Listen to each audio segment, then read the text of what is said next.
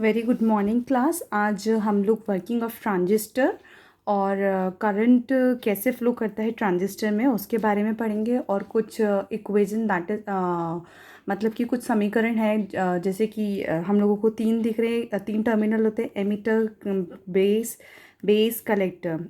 Ammeter, base, collector, इन तीनों में क्या रिलेशनशिप होती है ये चीज़ हम देखेंगे। तो ये हमारा क्या है, बेसिक्स हम लोगों ने जो टाइप लिया है वो लिया है पीएनपी टाइप ट्रांजिस्टर लिया है, जिसको हम लोगों ने सैंडविच करके ये हमारा क्या हो गया, एमीटर जंक्शन हो गया। और ये वाला कौन सा जंक्शन हो गया, कलेक्टर जंक्शन हो गया। इसको हम लोग क्या बोलते हैं, एमीटर टर्मिनल। ये होता है बेस टर्मिनल हमारा, this is your base terminal. And ये हमारा क्या होता है, कलेक्टर टर्मिनल होता है, कलेक्टर टर्मिनल होता है। और यहाँ पे हम लोगों ने बैटरीज लगाई हैं, बैटरी V1 एंड V2, जिसको हम लोगों ने बोला पीएनपी ट्रांजिस्टर बाइसिंग।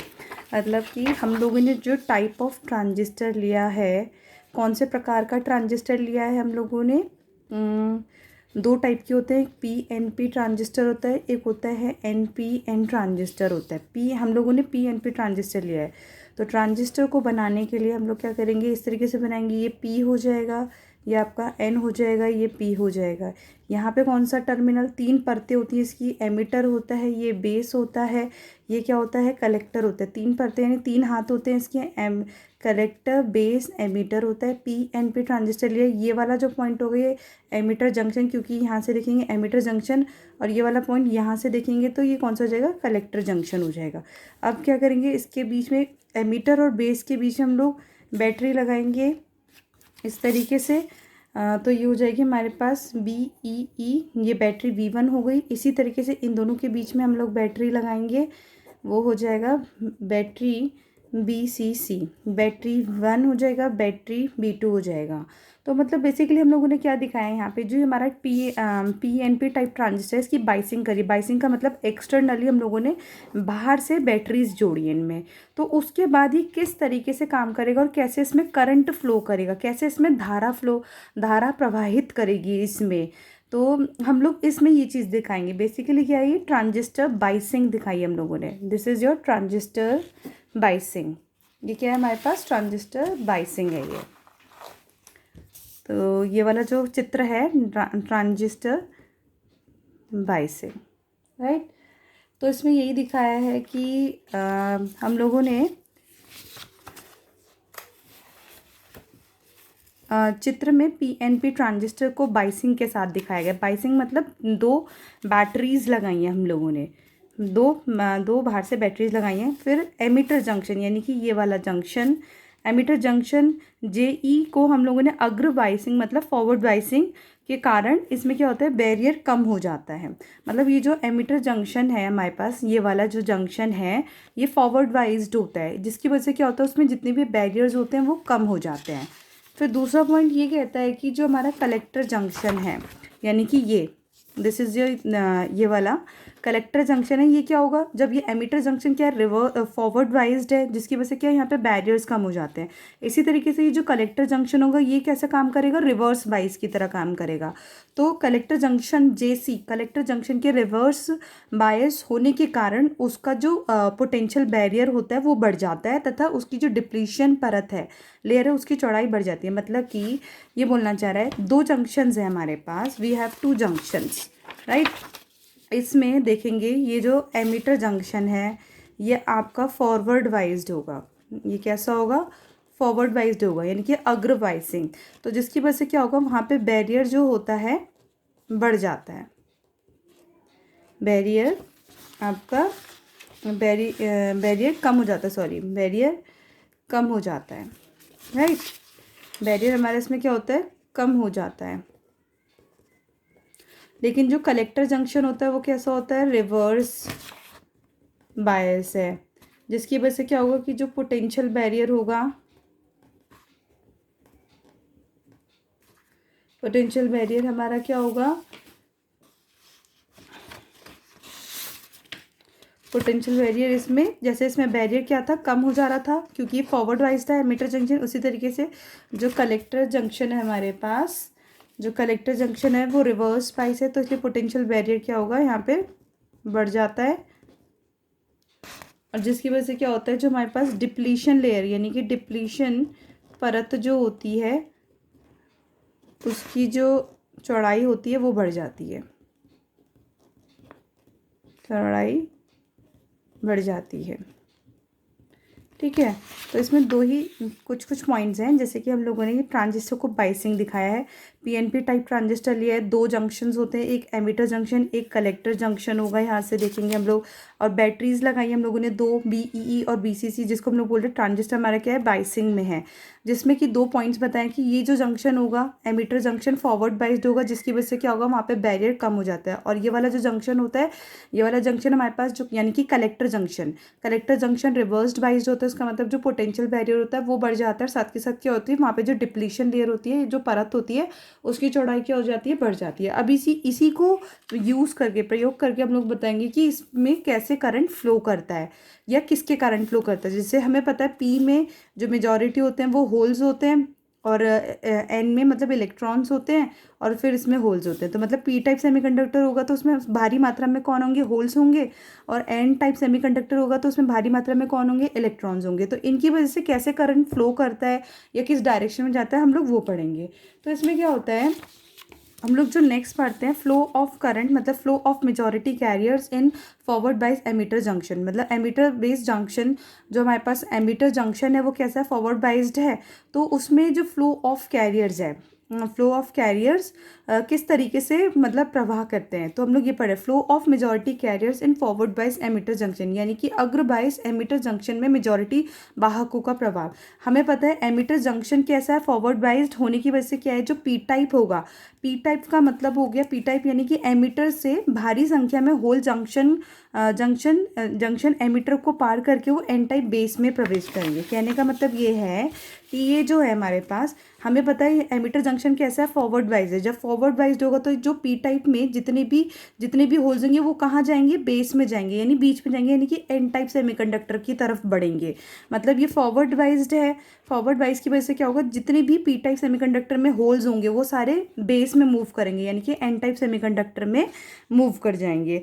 इसी तरीके से क्या होगा, अब इस तरीके से क्या होगा, जो एन टाइप सेमीकंडक्टर है इसमें भारी मात्रा में कौन होंगे, इलेक्ट्रॉन्स। तो जब ये फॉरवर्ड वाइज्ड होगा तो यहाँ पे सारे इलेक्ट्रॉन्स पी टाइप सेमीकंडक्टर की तरफ मूव करेंगे, यानी कि पी से सारे होल्स एन में जाएंगे, यानी बीच में जाएंगे, यानी बेस में जाएंगे। और एन से सारे इलेक्ट्रॉन्स एमीटर की तरफ जाएंगे, यानी कि एन का यानी बेस के जितने भी इलेक्ट्रॉन्स होंगे वो सारे पी टाइप सेमीकंडक्टर में जाएंगे। तो जब दोनों एक दूसरे को पार करते हैं, एक दूसरे को जब पार करेंगे तो क्या होगा, आपस में मिल जाएंगे। जब दो जने आपस में नोन रास्ता क्रॉस करते हैं तो आपस में मिलते हैं, हाय हेलो करते हैं, फिर उसके बाद जाते हैं। इसी तरीके से जब पी से सारे होल्स एन में जाएंगे, यानी कि बीच में जाएंगे, यानी एन टाइप सेमीकंडक्टर यानी बेस में जाएंगे, और एन से जितने भी सारे इलेक्ट्रॉन्स हैं वो पी में जाएंगे। तो दोनों एक दूसरे को क्रॉस करेंगे तो क्या होगा, एक दूसरे को क्रॉस करते हुए न्यूट्रलाइज हो जाएंगे, यानी कि उदासीन हो जाएंगे। तो ये तो तब है जब एमीटर जंक्शन हमारे पास कैसा है, फॉरवर्ड वाइज है, उसकी वजह से। ठीक है, अब उसके बाद ये कहता है कि हमें पता है कि एमीटर इस तरीके से क्या होगा कि इस प्रकार एमीटर के होने वाले नुकसान को भरपाई करने के लिए इतने ही इलेक्ट्रॉन्स एमीटर से बैटरी की पॉजिटिव टर्मिनल की ओर चले जाते हैं। तो अब क्या है कि सारे जो पी टाइप से है वो किस में जा रहे हैं, एन टाइप सेमीकंडक्टर यानी बीच में जा रहे हैं, हम लोगों को दिख रहा है बेस में जा रहे हैं। और जितने भी इलेक्ट्रॉन्स होंगे वो पी टाइप सेमीकंडक्टर की तरफ मूव करेंगे। फिर इस तरीके से क्या होगा, ये जो बैटरी है ना, बैटरी का पॉजिटिव टर्मिनल है यहाँ पे और यहाँ पे नेगेटिव, तो ये जितने भी इलेक्ट्रॉन्स है सारे किसकी तरफ आकर्षित हो जाएंगे, इस बैटरी के पॉजिटिव टर्मिनल की तरफ चले जाएंगे।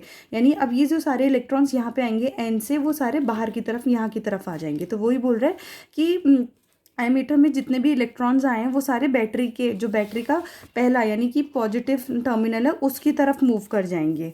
ठीक है, उसकी तरफ चले जाएंगे। तो यह इलेक्ट्रॉन्स के क्रिस्टल परमाणु के कोवलेंट बॉन्ड टूटने से उत्पन्न होता है। और ये तब होता है जब इलेक्ट्रॉन्स के बीच में क्या होता है, कोवलेंट बॉन्ड टूटता है, तथा इन्हीं की संख्या में होल भी उत्पन्न होते हैं। इन्हीं में क्या होता है, होल भी होते हैं। तो इससे क्या होता है, बाहरी परिपथ में यानी कि इस सर्किट में क्या होगा, करंट फ्लो करने लगेगा। तो इससे बाहरी परिपथ में एमीटर धारा प्रवाहित होती है। इसी से क्या होगा कि एमीटर करंट फ्लो करने लगेगा यहाँ पे सर्किट में। ठीक है, मतलब जब पी टाइप से होल्स थे वो एन टाइप की तरफ मूव करे और एन टाइप से जितने भी इलेक्ट्रॉन्स है वो पी टाइप की तरफ मूव करे, फिर इन्होंने क्या देखा, बैटरी का पॉजिटिव टर्मिनल है तो वो उसकी तरफ आकर्षित होकर इधर की तरफ आ जाएंगे। तो ये तब होता है जब इनके बीच में कोवलेंट बॉन्ड टूटने लगता है। तो इस तरीके से क्या होगा, इसी तरीके से यहाँ पे एमीटर की तरफ एमीटर करंट फ्लो करने लगता है इस पूरे सर्किट में।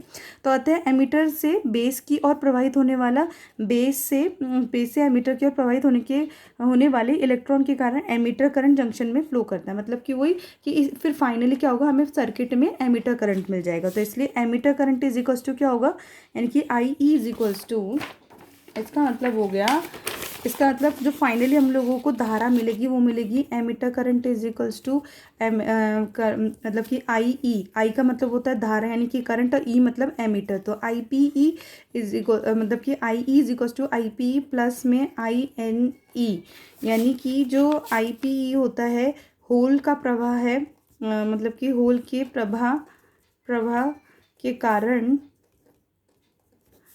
एमीटर करंट, एमीटर धारा या करंट, मतलब कि आई पी ई का मतलब पी टाइप सेमीकंडक्टर में कौन होते हैं, मेजॉरिटी में आपके सारे होल्स होते हैं, राइट।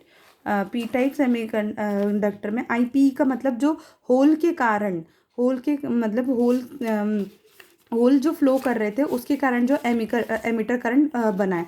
इसी तरीके से जो इलेक्ट्रॉन्स की वजह से एमीटर करंट बना उसको हम लोग बोलते हैं आई एन, यानी टोटल एमीटर करंट जो हो जाएगा, टोटल एमीटर करंट जो हो जाएगा कि होल्स की वजह से जो एमीटर करंट बना प्लस में जो इलेक्ट्रॉन्स की वजह से, देखो पी का मतलब होता है इसमें होल्स होते हैं पी में, और एन का मतलब होता है इलेक्ट्रॉन्स होते हैं, यानी कि होल्स की वजह से जो एमीटर करंट बना प्लस में इलेक्ट्रॉन्स की वजह से जो एमीटर करंट बना उसे हम लोग टोटल एमीटर करंट हो जाएगा। यानी कि total emitter current is equals to क्या होगा कि जो होल्स की वजह से एमीटर करंट बना प्लस में जो इलेक्ट्रॉन्स की वजह से एमीटर करंट बना, ठीक है। तो ये सर्किट में फ्लो करेगा एमीटर करंट, ठीक। अब उसके बाद इसमें हम लोग पढ़ते हैं, तो इसी को ध्यान में रखते हुए अब हम लोग एक डेरिवेशन करेंगे। तो हमें पता चल गया कि एमीटर जो पूरे परिपथ में यानी सर्किट में एमीटर करंट है वो होल्स की वजह से प्लस में इलेक्ट्रॉन्स की वजह से है, ठीक है। Emitter current equals to I P का मतलब होल्स की वजह से जो एमीटर करंट हुआ प्लस में इलेक्ट्रॉन्स की वजह से जो एमीटर करंट हुआ वो हुआ।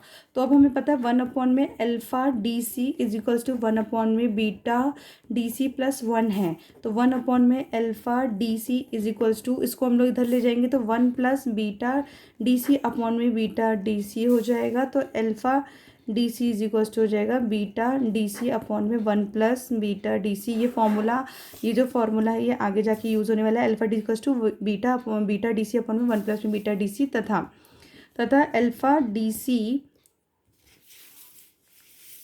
तथा अल्फा डी सी इंटू में 1 plus beta D C is equals to beta D C होता है, अंदर गुणा कर देंगे हम लोग इसकी। तो अल्फा डी सी प्लस में alpha D C beta D C is equals to beta D C, तो यानी कि alpha D C is equals to beta D C minus में alpha D C beta D C. तो alpha D C is equals to होता है beta D C 1 minus में alpha. तो यानी कि यहाँ से हमारे पास beta D C is equals to हो जाएगा, beta D equals to alpha D C upon में बटे में 1 माइनस में अल्फ़ा डी सी हो जाएगा, ठीक है। ये एक आ गया हमारे पास अल्फ़ा डी सी, एक आ गया बीटा डी सी।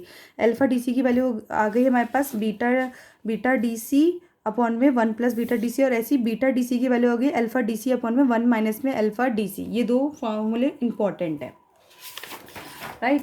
अब उसके बाद आता है, अब हम लोग करंट रिलेशनशिप निकालेंगे आई सी आई बी तथा आई सी बी ओ में रिलेशन संबंध, मतलब इन तीनों करंट की वैल्यू निकालनी है।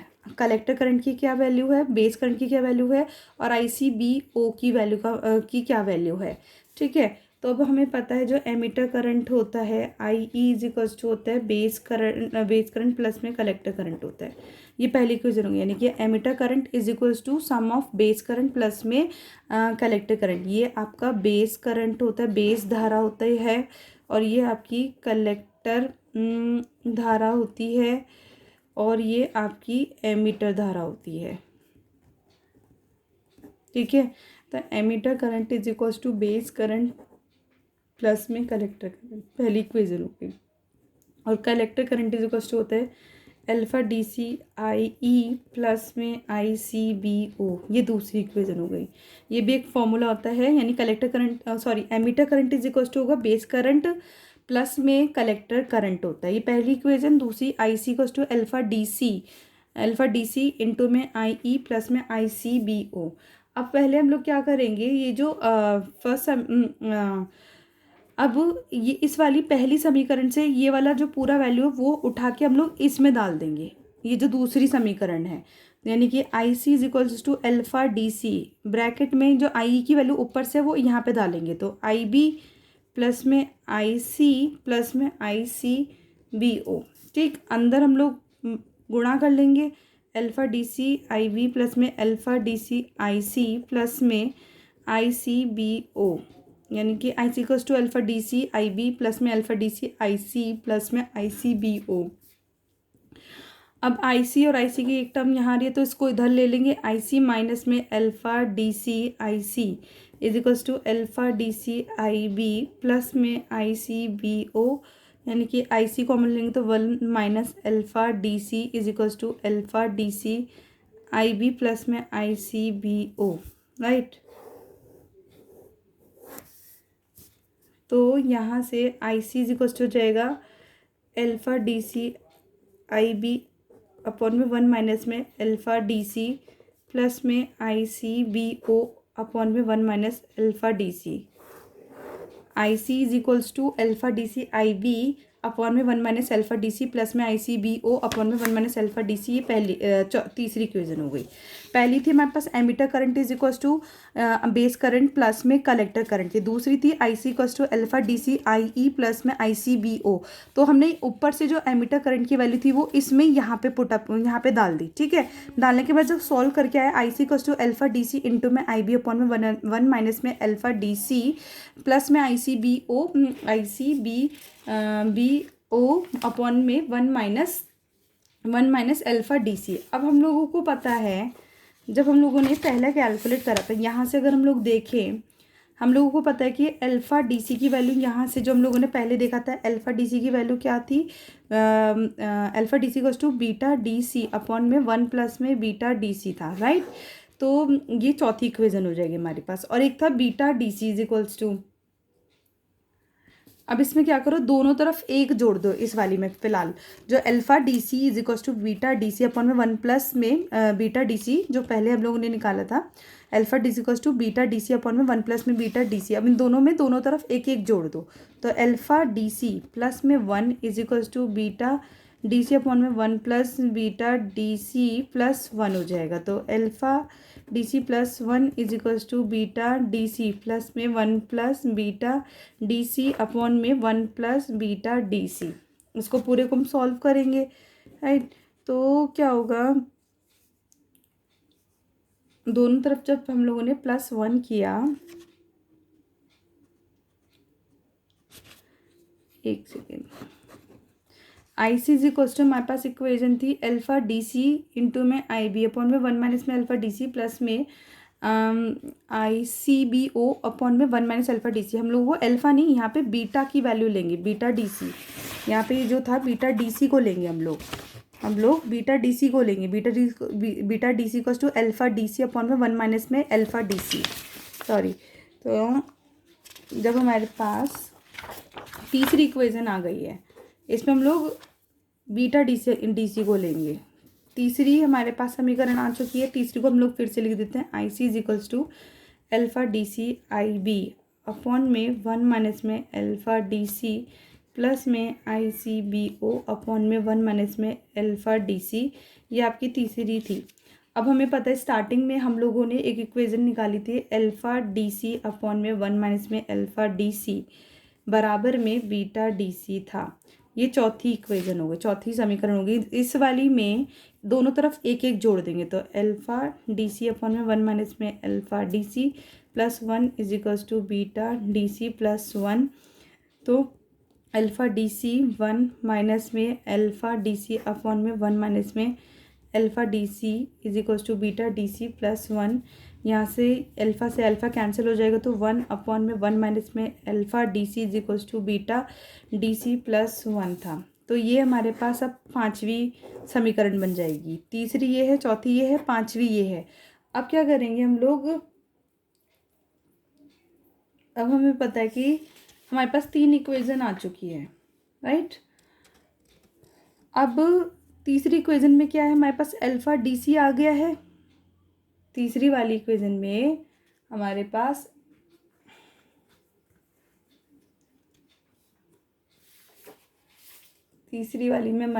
अल्फ़ा डी सी आ गया। चौथी और पांचवी इक्वेशन से ये आ गया हमारे पास। अब हम लोग क्या करेंगे, इसमें जो ये चौथी और पांचवी है, इसमें इसकी वैल्यू तीसरी वाली में डालेंगे, जो ये है हमारे पास। हाँ, समीकरण 3 में समीकरण 4 और 5 की वैल्यू डालेंगे हम लोग। समीकरण 4 और 5 की वैल्यू को हम लोगों को तीसरी में डालना है। तो I C is equals to alpha D C I B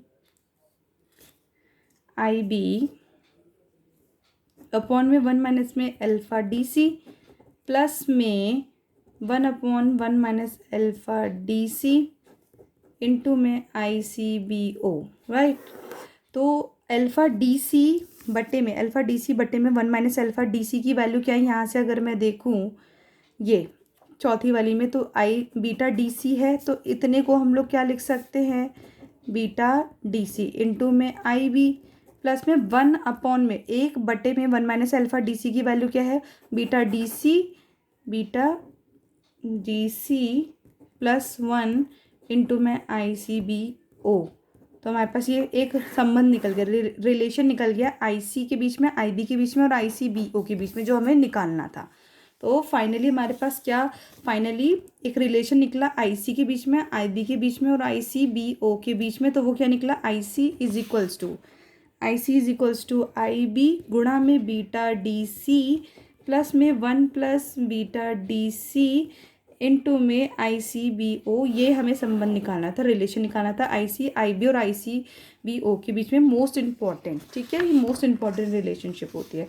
अब हम लोग जो कैलकुलेट करते हैं रिलेशन, वो कैलकुलेट करेंगे आपका आई सी बी ओ के बीच में और आई सी ई ओ के बीच में। अब जो हमारा नेक्स्ट है वो किसके बीच में, आई सी बी ओ के बीच में और आई सी ई ओ के बीच में। तो हमें पता है I C is equal to होता है I B beta D C plus में 1 प्लस बीटा डी सी, जो अभी लास्ट टाइम निकाला, I C is equal to I B beta D C plus में 1 plus beta D C into में I C B ओ। ये हमारे पास पहली समीकरण हो गई। दूसरी होती है I C is equal to beta D C I B plus में I C E O, right. मतलब I C equals to I B beta D C, I C is equals to I B into में beta D C plus में 1 plus beta D C I C B O, और I C is equals to beta D C I B plus में I C E ओ। अगर हम इन दोनों को तुलना करें, दोबारा से लिखते हैं, I C is equals to beta D C I B plus में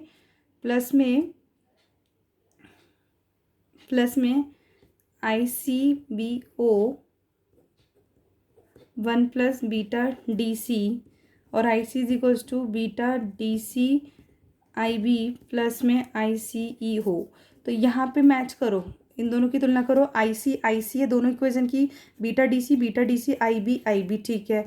अब आई सी ई ओ की जगह क्या आ रहा है, I C B O into में 1 प्लस बीटा डी सी। तो यहाँ से अगर तुलना करें इन दोनों की, तो I C E O is equals to हो जाएगा आई सी बी ओ इंटू में 1 प्लस बीटा डी सी, यानी कि I C E O is equals to होगा I C E O is equals to I C B O into में 1 plus beta D सी। ये हमारी क्या हो गई, इक्वेशन हो गई, I C E O is equals to I C B O into में 1 plus beta D C, right. तो एक रिलेशनशिप ये निकल गए आई सी बी ओ तथा आई सी ई ओ के बीच में। एक लास्ट हम लोगों ने निकाला relation I C collector current, base current और आई सी बी ओ के बीच में निकाला हम लोगों ने। जो अभी तक जितना पढ़ा इंपॉर्टेंट रिलेशन है। अब हम पढ़ते हैं ट्रांजिस्टर कन्फ्यूग्रेशन। ट्रांजिस्टर कन्फ्यूग्रेशन 3 तरीके का होता है। मोस्ट इम्पॉर्टेंट ट्रांजिस्टर कन्फ्यूग्रेशन जो होता है, कन्फ्यूग्रेशन 3 तरीके से होता है। एक होता है कॉमन बेस के बीच में, कॉमन बेस कन्फ्यूग्रेशन। दूसरा होता है कॉमन एमीटर कन्फ्यूग्रेशन। तीसरा होता है कॉमन कलेक्टर कन्फ्यूग्रेशन। तो ट्रांजिस्टर कन्फिग्रेशन क्या होता है, 3 तरीके के होते हैं। Common base configuration, common emitter configuration, मतलब common base configuration, common emitter configuration और कॉमन कलेक्टर कन्फिग्रेशन। तो जो हम पहला पढ़ेंगे वो कॉमन बेस कन्फिग्रेशन पढ़ेंगे। ट्रांजिस्टर कन्फिग्रेशन 3 तरीके का होता है, common base, common emitter, common collector. अब हम क्या होगा, हर एक के अंदर क्या इनपुट एंड आउटपुट कैरेक्टरिस्टिक्स बताएंगे। तो हम पहला जो पढ़ रहे हैं आज वो पढ़ेंगे हम लोग कॉमन बेस कन्फ्यूग्रेशन। पहला जो है हमारे पास वो है common base configuration. Common base का मतलब इसका हम ट्रांजिस्टर का सर्किट डायग्राम बनाएंगे।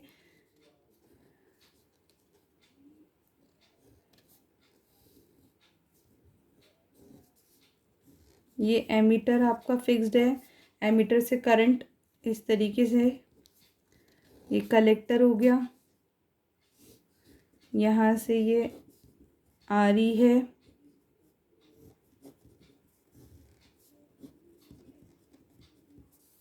बैटरी कलेक्टर हो गया, कलेक्टर से रेजिस्टेंस कौन सा हो गया, आरसी हो गया, यहाँ से फिर बैटरी। ठीक है, ये कॉमन बेस, इसमें हम लोगों ने बेस को इन दोनों के बीच में दिखाया, बेस को कॉमन दिखाया। ये आपका बेस कॉमन होगा, यानी इसको हम कंसिडर नहीं करेंगे, यानी कि एमीटर की तरफ से इनपुट होगा, आउटपुट किसकी तरफ होगा आपका, कलेक्टर की तरफ से। एमीटर की तरफ से हमारे पास ये पूरा पोर्शन बेस हमारा यहाँ पे बीच में, तो दोनों क्या बच रहे हैं, कॉमन बेस कॉन्फ़िगरेशन का मतलब बेस को आप छुपा लो, हाइड कर लो। तो अब 2 हाथ बचे, कौन सा, एक एमीटर बचा और एक कलेक्टर बचा हमारे पास। मतलब कॉमन बेस में बेस को आप हाइड कर लो, बेस को अब आप कहीं भी कंसिडर नहीं करोगे। तो बेस के बीच में एक हाथ कौन सा आ रहा है, एमीटर आ रहा है, और एक हाथ कौन सा आ रहा है, कलेक्टर आ रहा है। मतलब एमीटर को, सॉरी, बेस को हम लोगों ने हाइड कर लिया, बेस से हमें कुछ नहीं करना, बेस को हमें ऐसे ही रखना है।